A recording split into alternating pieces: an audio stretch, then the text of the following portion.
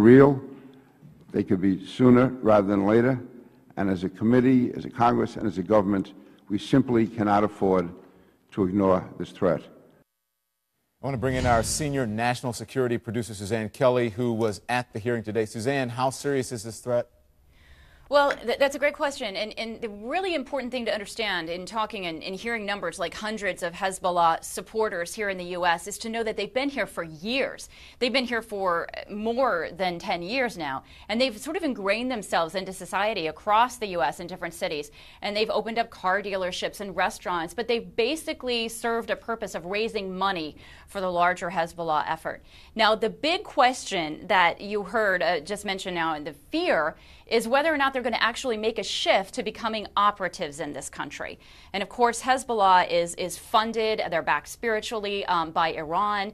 And with all of the questioning right now and the back and forth about is Israel going to make an attack against Iran because of the nuclear program, you have to wonder how these strings of Hezbollah that lead back to the U.S. are going to play themselves out. There would be a lot of risks involved, however, and that's well documented. You should go to our website, cnn.com/security, for more on that, about what would happen if these actually turned from supporters to operatives and launched attacks in the U.S. Suzanne Kelly, thank you very much. Appreciate it.